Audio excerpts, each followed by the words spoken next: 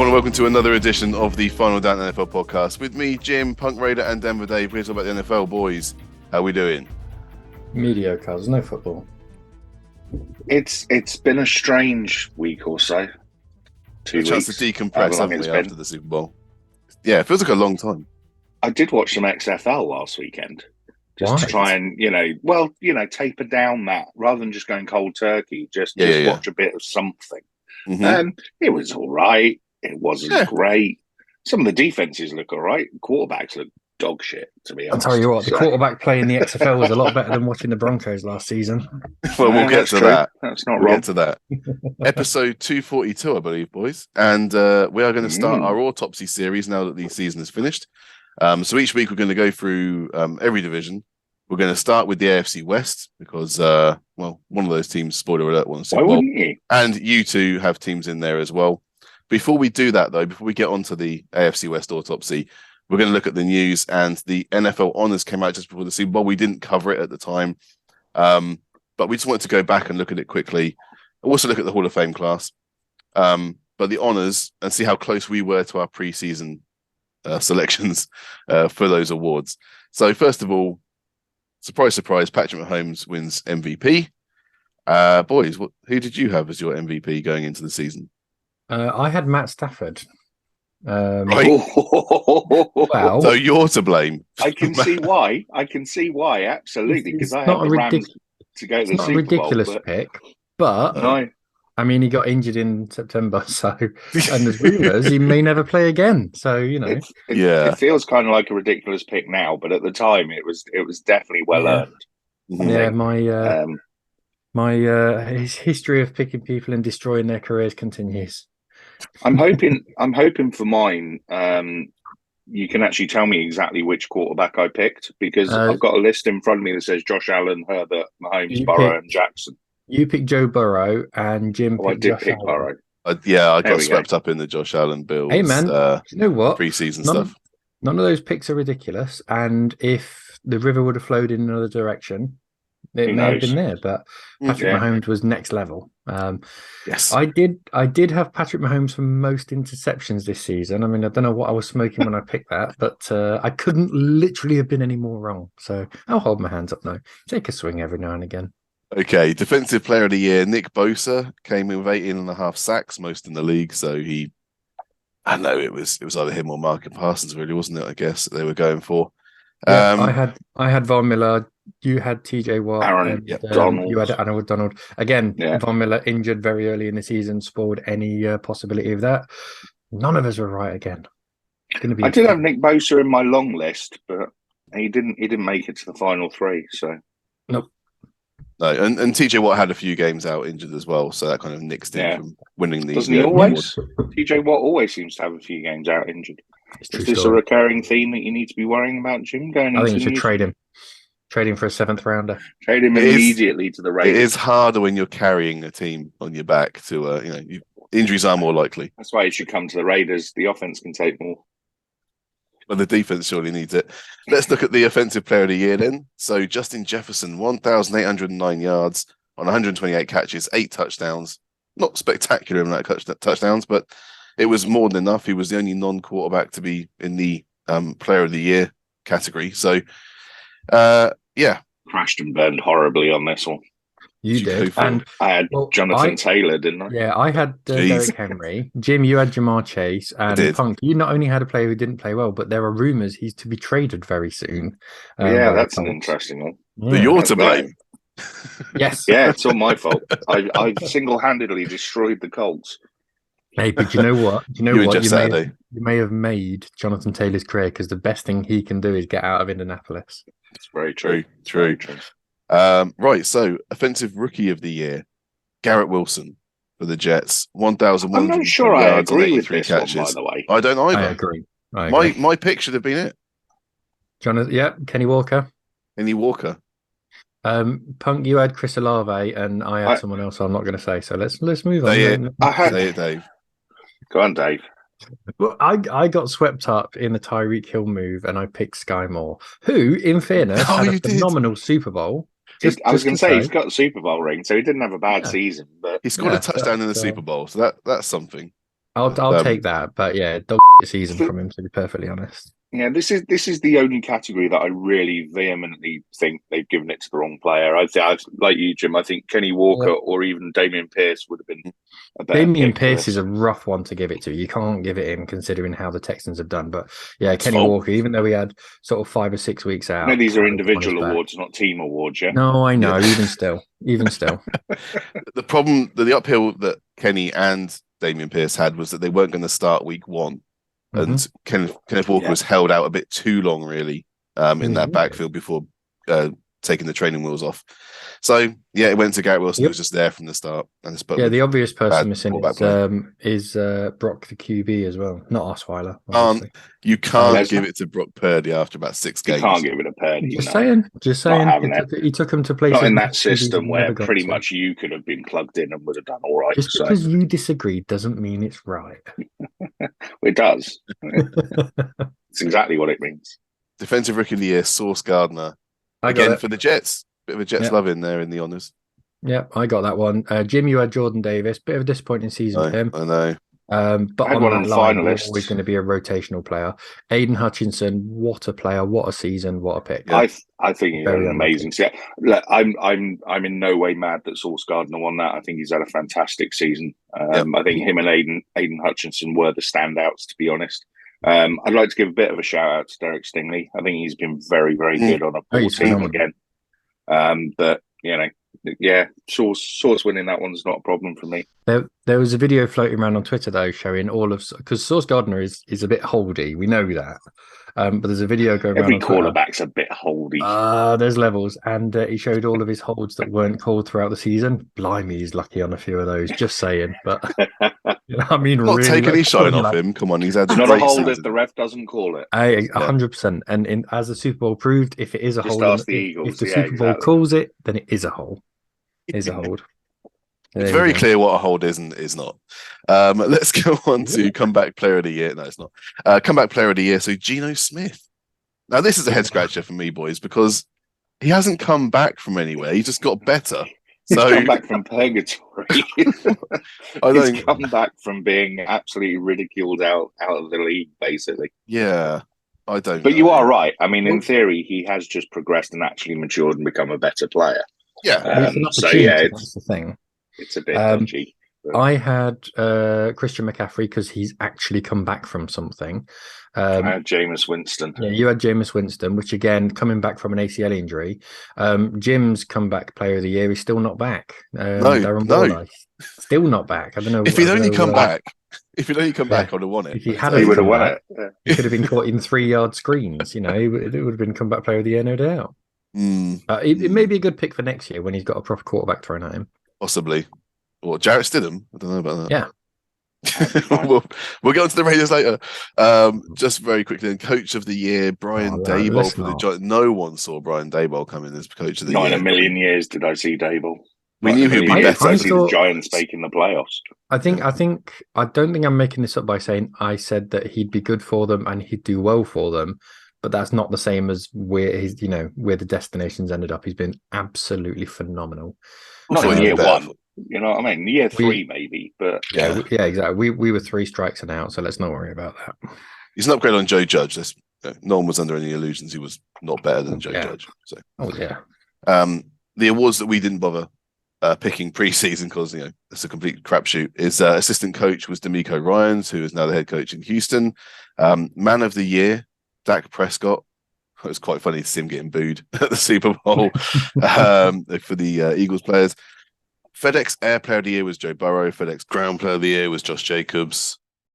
And Moment of the Year was Justin Jefferson's 4th down one-handed catch, which tend to agree I can't argue with that because I also think that was probably the best game of the season for me. I think that Vikings-Bills game was certainly the one that made me gasp the most in the fourth quarter. Yeah, it was crazy. Let's move on then to the Hall of Fame class for 2023. Not going to lie, boys, it was a bit of a damp squib of a class. They've let some people in that have been knocking on the door for a while.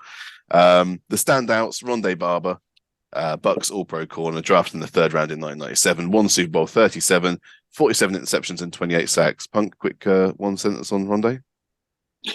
He was part of that amazing Tampa 2 defense that smashed us in the Super Bowl in 2000 and I want to say 2. I'm not convinced personally that he is actually Hall of Fame caliber. Just a personal preference. I'm not saying he's definitely not. I'm not getting into an argument about it. But for me, Rondé Barber was always very, very well supported by Derek Brooks and his linebacking core. It's a bone in contention that I have. But Okay. I mean, it is what it is. I don't get to vote on these things, so he wasn't first ballot. So there were 2 first ballot Hall of Famers. Yes. The first one was Darrelle Revis, the 14th pick in 2007 for the Jets. Went to the Bucks for 1 year for the money. Went to New England for 1 year for the ring. This guy was a true shutdown corner. Revis Island was actually a real place. So it was. No qualms with him being put straight into the Hall of Fame. No, I mean, even when he was playing on a really bad Jets team, and actually some reasonably mediocre Jets teams as well, people just did not throw to that side of the field. He was the true definition of a shutdown corner.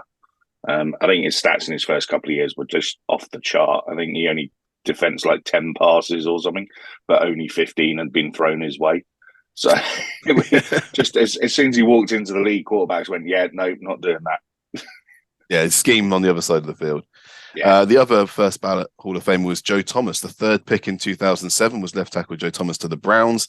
This guy was a 6-time first-team All-Pro and went to the Pro Bowl every year until his 10th and last season because he got injured. He played 10,363 consecutive snaps, which is, of course, a record. Not even Eli Manning topped that. So just a beast of a man. Yeah, on one of the worst teams ever. Consecutively. Such a shame, such a waste. But yeah, he never went to another team. Then DeMarcus Ware, Dave, your ears have pricked up. The 11th pick in the 2005 draft. Ware was a legend for the Cowboys at outside linebacker. 8 years, 4 first-team All-Pro, 2-time league sack leader. But he had to go to Denver to get his ring in 2014. Yep. Great player. Deserves to be in the Hall of Fame. Thank you, Dave. Yeah, I've got no argument with DeMarcus Ware. DeMarcus Ware used to give tackles headaches because he was so quick. It's one of the 2016 defense that won 15-16 defense that won the Super Bowl. One side you got Von Miller, the other side you've got DeMarcus Ware. Best of luck. But that was DeMarcus Ware once he'd lost a couple of steps. And that's not even prime time Von Miller as well. I mean, Von Miller was not the Von Miller he was 2 or 3 years previous, but still pretty amazing. Oh yeah, no, absolutely. But DeMarcus Ware when he was a bit younger and playing for the Cowboys, he was just lightning in a bottle. He really was. So fully deserved that one. Yeah, let's just rattle through the others then. Joe Kliko, let's do him first. A 6th-round defensive end pick for the Jets in 1977. Won Defensive Player of the Year in 81. 78 sacks in 155 games. Part of the New York Sack Exchange unit. He finally got in. Ken Riley. Riley played quarterback at Florida A&M when he was drafted in the 6th round by the Bengals in 1969. But Paul Brown made him a cornerback. He finished his career with the 4th best stats of any cornerback at the time. But it's been 39 years since he played, and he passed away 3 years ago. So not quite sure why they're choosing now to do it. They're the days when you could convert a quarterback to be a cornerback. I can't really see someone going, so how does Russell Wilson feel about going and playing in the secondary then? I can't really see that now, if I'm honest. You'll probably get more of the ball. Maybe. Yeah. Zach Thomas, a 5th-round pick for the Dolphins in 1996. That's the other one I don't agree with. I'm sorry, he was not that good. He was all right. He was a decent middle linebacker for a few years, but I've never ever seen Zach Thomas as a Hall of Fame player. He was scouted by the special teams coach and recommended then to Jimmy Johnson to draft. So they took him in the 6th. He impressed so much in camp, he beat out one Jack Del Rio for the starting middle linebacker position. Went on to be a 5-time All-Pro, 7 Pro Bowls, and was in the 2000s All-Decade team. So he was one of those players that used to... Yeah, he'd done all right, but he was one of those players that used to get put in the Pro Bowl just because he was Zach Thomas, and people just didn't vote for anybody else. Mm-hmm.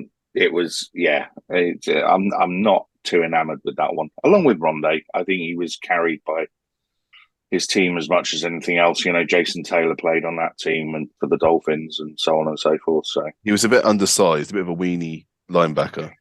He was, but I mean, he was quick. Don't get me wrong, he was good. He was good. He was very similar to Brian Urlacher, and I think because they put Urlacher in, they almost had to put Zach Thomas in at some point. But for me personally, not really a Hall of Fame player. Chuck Howley, Cowboys legend linebacker in the 60s and early 70s. He won Super Bowl VI, the only player from a losing side to win a Super Bowl MVP in Super Bowl V. Should have had the second one this year, but yeah. And last but possibly least, Don Coryell, longtime head coach for the St. Louis Cardinals and the San Diego Chargers, the first head coach to win more than 100 games at college and NFL level. He passed away in 2010. I dispute your least statement there, purely because you would not be watching the NFL that you're watching today with the offenses that are playing today if Don Coryell had not put his air raid system in the Chargers 40 years ago, or whenever it was now. The NFL back then was a hugely running league. Mm-hmm. It was, people were getting bigger, faster, stronger all the time. So it was always, offensive linemen and running backs that were the stars. He really was the one that brought that 3-4 wide receiver set out and didn't have a huge impact at the time, you know what I mean? Because other teams were too good. But you can see the shoots and the seeds of evolution to what we are watching today come from Don Coryell and that San Diego Chargers team. Did I disrespect I think Don he should have been Coryell, in years ago. Did the NFL disrespect him by waiting 13 years after he died? I think the NFL did a real has a real problem because he should you have said been in last and least. ago. Don't try and pass the buck. I said maybe. I said possibly. And I didn't say definitely. That's like saying allegedly. This guy's a Nazi. You're still throwing. No. Come on. Outrageous. Come on. I saved the best for last, all right? Damn it. Come on. There we go. Sorry, Don Coryell. It does sound a bit like a mafia boss. Yeah, he's also the only one that sounds like a mafia boss. So there you go. That was the 2023 class. Let's hope for a better one next year. So that's the kind of stuff out of the way that we missed out on just after the Super Bowl because we want to decompress. Now we're going to go on to the main feature of the pod, and that is our autopsy of the 2022 season. We are starting with the AFC West. And we're going to start top down. So we're going to start with the won the division. We are going to put a timer on this because we could go for a long time. So we're going to have a 5-minute timer for each team. It's going to start on my mark. And that means we're starting with the Kansas City Chiefs. That's 7 AFC West division titles in a row signed up for the Chiefs. They traded away their star wide receiver in Tyreek Hill, but came away with a team that was even more productive on offense, finishing first in points scored and passing yards per game. The run game was better with rookie Isaiah Pacheco, and the defense was better with a new secondary. Went from a 12-5 record last year to 14-3 this regular season. We're going to do best game, worst game. So best game, not sure if you know, but they won the Super Bowl. Worst game, then lost 3 games in Cincinnati, at home to the Bills, and at the Colts. I'll leave you to pick the odd one out in that 3. So at the start of the season, I think we were all not throwing a little shade on the Chiefs, but we were saying it's going to be very, very difficult for them. Their main weapon has gone, and they opened the season with the Cardinals, who we expected to be better, Chargers, and then there was the Colts, Buccaneers, Raiders, Bills, 49ers, Titans, all of which are very, very good teams. And then following not long after that was the Chargers and the Rams. So we were looking at going, that's a really, really, really tough schedule. Now, as it turned out, a lot of the teams who we just mentioned ended up being rubbish. But at the beginning of the season, I think we were looking at it throwing a little shade because thinking it was going to be very difficult. But the Chiefs did what the Chiefs do. They schemed their way through games, scoring massive amounts of points, playing well enough on defense not to cause them to lose too many games that they shouldn't, and ultimately went into the playoffs with momentum. And that momentum never really dropped throughout any of the season, even with the few losses that they had. It was never really a stealer of momentum. They lost against the Bills by 4 points. Next week, went out and put 44 on the 49ers. It was like that most of the way through the season. And if you look at how they finished the season, they lost against the Bengals on the 4th of December, and then beat the Broncos, the Texans, the Seahawks, the Broncos again, and then the Raiders. Going into the playoffs, having won 5 games on the bounce, that's nothing but momentum, and that might be part of the reason as to why they were able to skip through the the playoffs as they did. I don't know if skipping's the right word. The Jags held them to 7 points. The Bengals, it was a 3-point game, and the Super Bowl is a 3-point game. I mean, the Jags held them to 7 points. Yes, statistically, but that game was as close as it was because the Chiefs, I think, took their foot off the gas. It was 4 interceptions in the first half by your boy Trevor, and I think they very much sort of started decelerating in that game, and it wasn't as close as the scoreline potentially suggests. The Bengals Chiefs game, we know what happened there. That was it was very close, but again, how much of a call did momentum play in that? And overall, the injury. great season for the Chiefs. Coming away with the Super Bowl is obviously their main goal. It would have been nice in their celebration speech if they were a little bit less cocky, but there we go. The team with Just won the Super Bowl, Dave. Well, the team with I know how restrained you were after the Broncos won theirs. Be slightly magnanimous. There's nothing wrong with that. Yeah, but I'm a knobhead. We know that. I'm a pain in the arse. I'm happy to be. That is what it is. But all in all, this season can be looked on as probably one of the greats with 14 wins, one of the greats in their history anyway. Their depleted, unrelevant history past the current performances, but no, done really well. I can say what Dave just said in 4 minutes and about 2 seconds. So started off dodgy because they were integrating a lot of new pieces, got better. Coach suddenly realised that defense needed help, won the Super Bowl.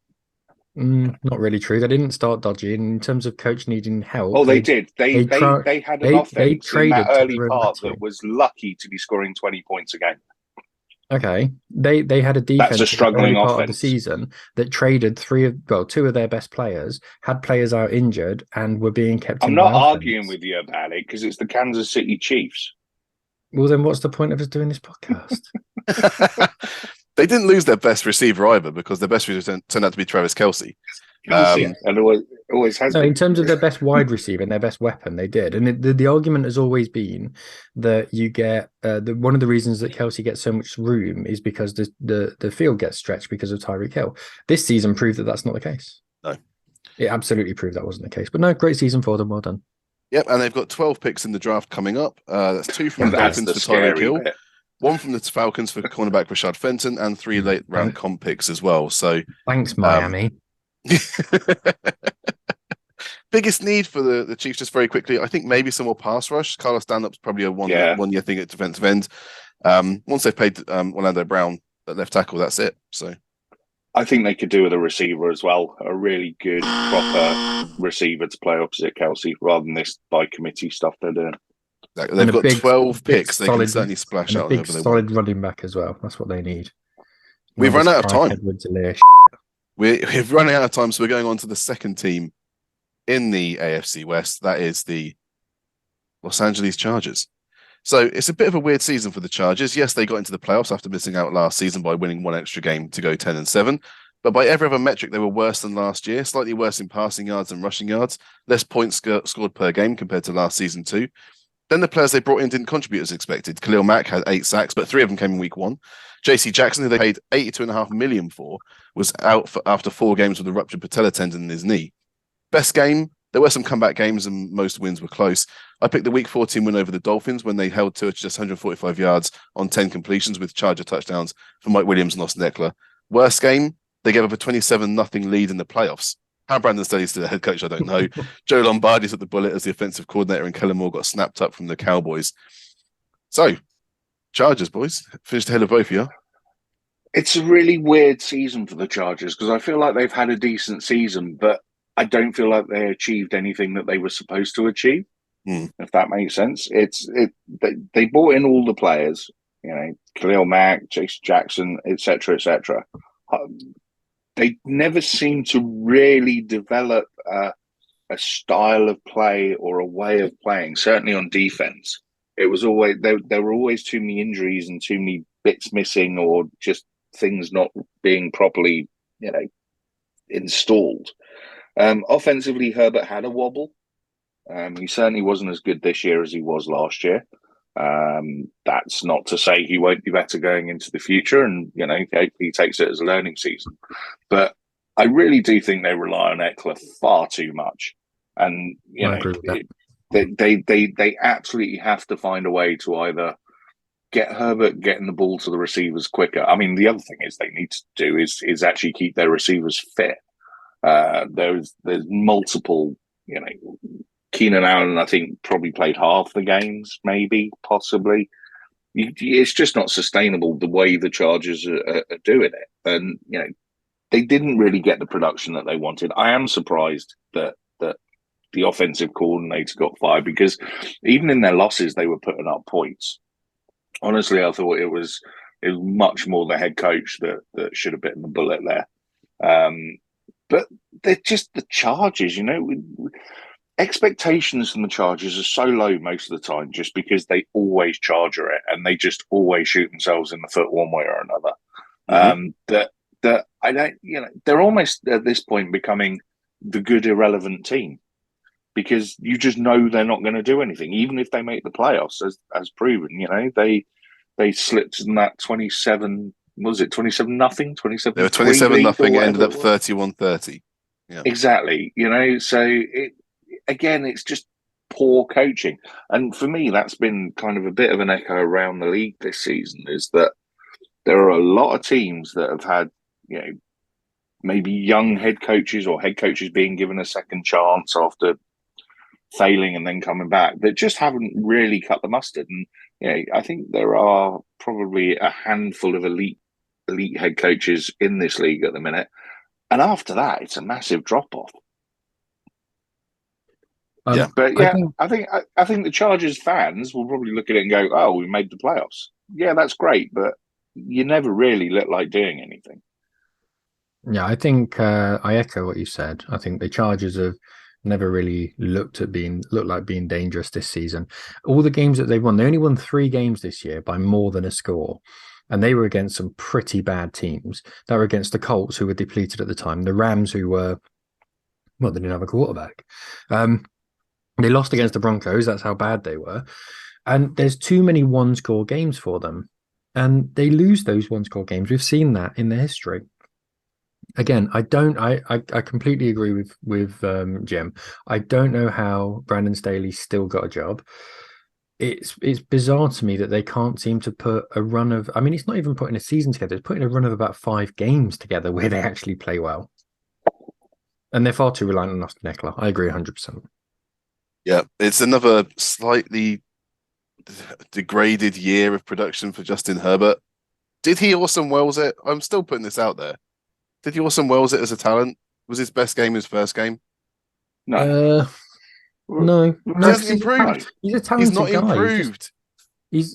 I think it's not every quarterback improves year on year on year. Sometimes, you know, look at Josh Allen. You pause and then go again. It's not, you know, it's not just progressively progressive. And on that, we're going to move on. Just a standard 7 picks as well for the Chargers in the draft. No extra ones or no losses either. Okay, on to the third team in the AFC West, and that's the Las Vegas Raiders. Now, I'm not going to spend too much time at all with the Raiders and the Broncos. I'll cede that time to you two, but just let the listeners know that the Raiders had 4 less wins than last season, despite having a 14-touchdown season from new acquisition Devontae Adams, and a contract year performance from Josh Jacobs at running back. Best game I had personally, I'm picking that Week 15 win over the Patriots when Justin Houston planted Mac Jones on the pick 6 to win the game. Worst game, you gave Jeff Saturday his only ever win in the NFL with a loss at home to the Colts. So, Punk. Absolute nonsense. Worst game was the 24-0 shellacking against the Saints, where we didn't even cross the halfway line until I think 3 minutes left in the fourth quarter. That's much worse. The other one that you could have thrown in there was the Rams game, where we let just off the plane, what's his head? Baker Mayfield. That's the one. Score a last-minute touchdown to beat us. Best game also I dispute as well. Our most balanced best game was against the Broncos in Vegas, where Josh Jacobs basically just ran all over them, and we actually looked like an offense that could pass protect as well, because Devontae had over 100 yards in that game. Generally, this season is, shall we say, what's the word? Disappointing. I'm not angry. I'm just very disappointed. This is the first of the teams that we'll talk about that I mentioned earlier around the coaching being substandard. I think some of the play calling this year has been dreadful. The defense has been woeful. The quarterback I'm so glad he's gone, because I'm sick to death of passes being hurried, check downs, interceptions in the red zone. It's interesting to see what happens. Josh Jacobs was a phenomenal running back this season. He won the rushing title. Is it a contract year thing? Maybe. And I know he always runs against the Broncos because it's we'll see. We'll see whether or not he justifies whatever contract he gets with whatever team. Personally, I would keep him. I'm not going to look too much into the future, so I'm not going to talk about the quarterback thing now. But the offensive line needs work. I think we tried 7,496,000 different combinations, and about 2 probably worked for a couple of games, and that was it. The defensive play calling is just dreadful. The tackling was awful. Max Crosby's still Max Crosby, though. He's still a beast of a human. Generally, the free agents didn't work out, apart from Devontae. So Chandler Jones, apart from his touchdown in the last second against the Patriots, what actually did he do this season? Because it wasn't a lot. No. So, there's a little bit of a rebuild there, but we do have an offense. Waller came back and started getting back in the groove, which was nice after his injury problems. But I think this season really can go down to a lost season.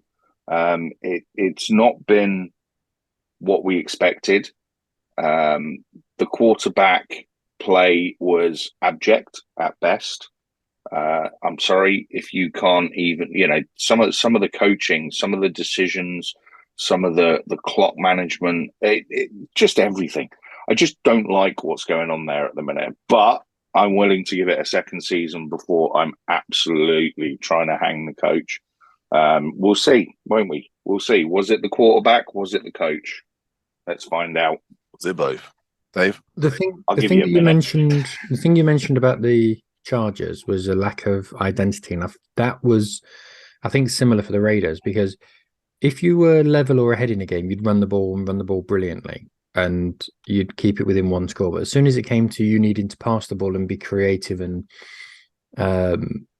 it really kind of have an impact on a game that way, it would all fall apart, which comes back to your point on coaching. If you didn't have Devontae Adams, I think this season would have been even more. If we didn't have Devontae Adams, we'd have been much more of a car crash. I mean, but there were games where his presence was it was proven to be more of a distraction than anything. It was that one game where Carr tried to throw him the ball 17 times or something stupid like that. Yeah, because Carr just gets tunnel vision and doesn't understand how to play football. That's what drives me nuts about him. The final thing to say about the Raiders, you're out of time. You wasted time. This is the biggest off season. This is the biggest off season you've had in donkey's years, because this is where you can make a real case. This is the reset button. Absolutely. 11 picks in the draft and a first and second round. Let's hope you didn't get them with Henry Ruggs or something. And a whole load of cap space as well. Yep. So, last and in this case least, for the AFC West, is the Denver Broncos. So again, not going to spend too much time at all with the Broncos, but for those that don't know, the Broncos pushed 2 years of top draft picks to get Russell Wilson. Then they won 2 less games than last year. Nathaniel Hackett was also the first NFL head coach to ever be fired in the middle of his first year. So congratulations. Best game, not too much to choose from, but I'm taking the Week 18 game at home to the Chargers, as I actually played okay for the majority of the game and beat a team in the playoffs. Worst game, losing 12-9 to the Colts or 16-9 to the Jets, should be an automatic. But giving up over 50 points to Baker Mayfield-led LA Rams in Week 16, I think pips it. I agree. Hey. So do I. Here we go. Dave, the floor is yours. The season, from an offensive perspective, was as bad for any team as I can remember.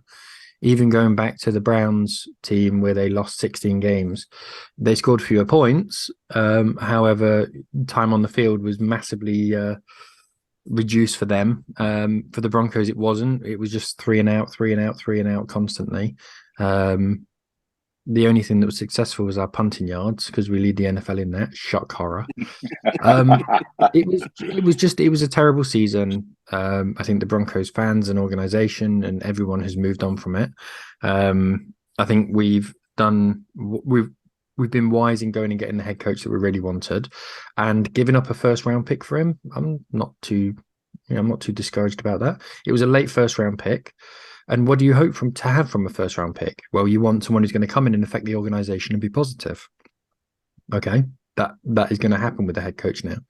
The head coach is, one of the most important positions within an NFL franchise, and if you can get that right, then we've seen already it can have a massive effect. Now we don't know if that is going to land right because obviously Russell Wilson's arrival in Denver, everyone thought was going to be brilliant, turned out not to be. It's just ultimately disappointing, very, very disappointing. Let's hope we hit the reset button and go on from there. It's as simple as that. Defense this year was fantastic. Shoots of positivity there around Sean Payton's appointment? Yeah, I'm happy with Sean Payton being appointed. Considering Nathaniel Hackett, yeah. After Nathaniel Hackett, and I mean, have you ever been in a situation where you hear a crowd shouting down, going 5, 4, 3, 2, 1 on the play clock because nothing can be called? It was amazing.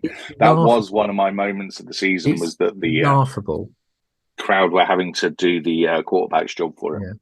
Yeah. Honestly, there were times it was comical. It was like, what was the one where the guy went to be a soccer coach? Ted Lasso. It was like Ted Lasso in reverse, isn't it? Don't distract. Keep on topic. All right, come on.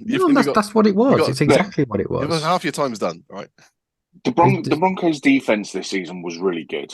Yes. I mean, just to put a few positives in there, if you can sort that offense out, you need, I don't care what you say, you need some receivers. You have to get some receivers that can actually catch the ball.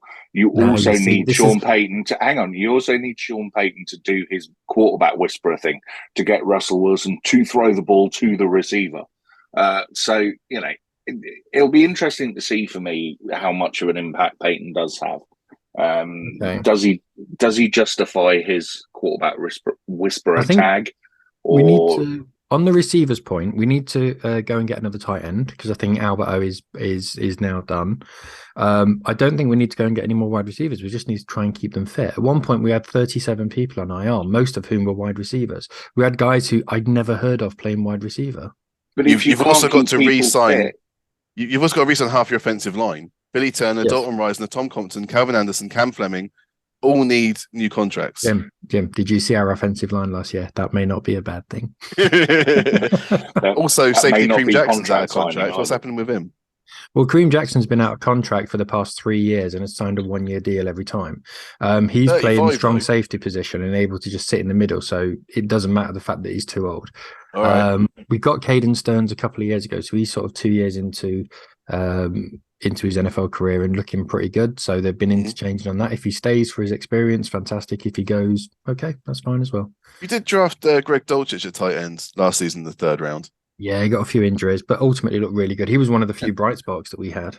Yeah. But no, in terms of wide receiver, Tim Patrick was out for the entire season. We saw numerous injuries for Jerry Jeudy, but when he did play, this was, I don't want to say it was his breakout season because it wasn't, but it was certainly his best.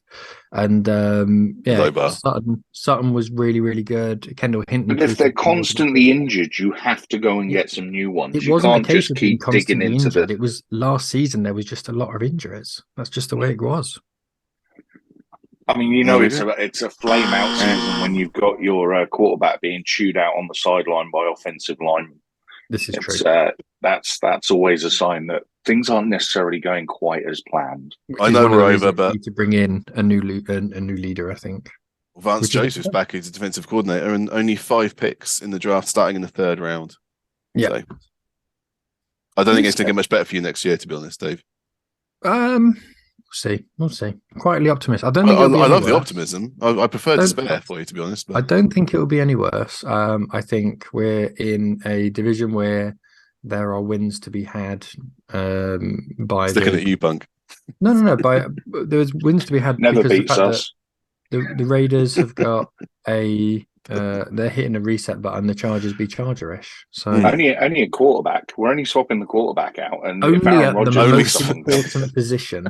Yeah, but when you've That's got a like running saying, game like you know we what? have, we can My run all car, day over you. my so it car makes is no phenomenal. difference. My car's phenomenal, but it doesn't have a steering wheel. Other than that, it's amazing. Doesn't need a steering wheel. Just give it to the running back. It's really simple. Christian Ponder incoming. So, just very quickly, I guess with these predictions, is there going to be any change at the top of the AFC West in the 8th year? For the if it does, if it not is, with the amount of draft picks that the Chiefs have. Yeah. I mean, if it does, then it's going to be because of an injury to Mahomes, or it's going to be something like that happening, or the Chargers are going to put one together, because the Chargers were 4 wins behind this season. There are 4 wins within their schedule that they could have got. There are, They've still got Brandon Staley there. Sorry? I said they've still got Brandon Staley there, so I don't think they're going to get better until they get rid of him. Neither do I, but I'm saying they're the ones that are most likely candidates. I mean, if the Broncos go together and put on a 7-win streak, then it's likely. Then it's possible, but it's not bloody likely. I think if the challenge is going to come from anywhere, it's going to be the Chargers right now. I think a lot hinges on our quarterback, and it'll be really interesting to see which direction they go there. Who do you think you'll get, and who do you want? Who do I want? I think I want to. Obviously, you guys know I don't look at college players, etc., etc. I think I want to draft one and just kind of see what they're like. And you're picking at 7, so build something. Yeah, exactly. But we've also anyone got you draft at 7. I don't necessarily think that you'll be starting them day one. So you'll probably need day one starter. I'm not saying we're going to draft at 7 though. What I'm saying is we've got enough draft picks to be able to jump above someone like Indianapolis. So we'll see what happens with that. But if we are picking at 7, then yes, I would say we need to pick one there and then maybe take a Jimmy G or something for a season, or just find that stopgap. I mean, Aaron Rodgers would be nice, but Aaron Rodgers 5 years ago, not Aaron Rodgers now. If Aaron Rodgers is a stopgap, then he's going to have to drop his wages massively in order to come there, because we have a lot of retooling to do on that defense. I saw a video the other day, and it was a scenario where you give up the 7th round pick for Justin Fields, and I thought, "Ooh, that's quite a." It's what? It's number 7 pick, not the 7th round pick, Dave. Oh, number 7 pick, yeah, not number 7 pick. Yeah, Justin Fields, Lamar Jackson. My only question mark with them is, you've got Devontae Adams there. Will you actually get him the ball? I'm not averse to going with a, let's say, more modern style quarterback this time, because I think we've had plenty of Derek Carr not having any pocket presence and getting smashed every time when all he had to do was run 3 yards forward, but he wasn't athletic enough to do it. So I think it's an interesting one for us, and I can't really kind of put what I think together until some moves are made and we see what's going to happen. But the one thing that has to happen, and absolutely has to happen this offseason, is even if you end up playing with Stidham, you have to retool that defense. Yep, I'm down with that. Yeah. And the most important thing that's happened for the Raiders this year has already happened. Mark Davis has finally had a haircut. Has he, though? Because that looked like his Photoshop. Really? The balding. Hey, man. The shaved head, I think, is a Photoshop. I'll take that. Even as a Photoshop. When you two are lowered to the standard of discussing owners' haircuts, then I think you guys just need to. I don't want to ask. That's a Dave question. Go and watch some XFL or something. No, I'm surprised. I know that he doesn't cost anything to a new team, but I'm surprised that so many teams are buzzing around Derek Carr. I am. He's got so much interest. To come out the other day and go, "Oh, you could be a Hall of Fame player." No, he really can't. It's just not possible. It's not possible that Derek Carr will ever get to the Hall of Fame. I mean, they could convert him to be a cornerback. I'm just saying. I mean, the only way Derek Carr's getting to the Hall of Fame is if he turns into the janitor when he retires or something. So he's an upgrade for some teams. So I could see. I can see him being a good stopgap for somebody. Like but yeah, he's not the future for any organization, I don't think. No. I think he's perfectly good. I think this is easily his worst season, and he's better than this season. He's a serviceable check down Carr. He doesn't stretch the field. I think the relationship had broken down, and he'd obviously I think the change will be good for both parties. I don't think it's even so much the relationship broke down as, he threw his toys out the pram because he got benched, and then that was it. You know what I mean? I like that though. They're just, I don't. No, don't turn up for your team. No, no. I like the toys being thrown at the pram because I'm being benched. I don't want to be benched. I want to fight back and get. I don't like the fact he walked away from the organisation. That wasn't it. He just walked away. It wasn't a case of he threw his toys out and said, "All right, I work harder and I earn my place back." He just threw his toys out and walked out. Yeah, what does that do to the rest of the team? They just he knew he was in the position where he could get released. If he had loads of guarantee, but if he was Russell Wilson, he couldn't do that in his position because he knew he'd have to come back to that relationship. That's purely situational. Yeah, but as a 9-year leader on that team with the relationship, forget the coaches, forget the organization, just with your teammates, just turn up to the stadium, turn up to training, even if you're benched and you're not playing. Give them a bit of a G up. You know what I mean? It's just I didn't like the way he did it. There are ways of doing it, and that weren't it. Bit of a sour end. Let's hope that whichever team he goes to, you get them week 1 next season. Don't worry, the NFL schedules will make sure that happens. So. Yeah, I was going to say, haven't we got the Chiefs Bills next season as week 1 or something? Wasn't it? There's some massive game that's week 1. But we'll get into the scheduling at some other time. But that was the AFC West autopsy. Next week, we'll be doing another division and we'll work our way through. We'll start to obviously incorporate draft coverage leading up to the draft at the end of April. But until next week, obviously, make sure you're following us at thefinaldown.com, patreon.com/finaldown, and on Twitter at FinalDownNFL, at Punk_Raider, at DenverDave30, at FStalwart17. And until next week, I've been Jim, that's been Denver Dave, and that's been Punk Raider. Thank you very much for listening.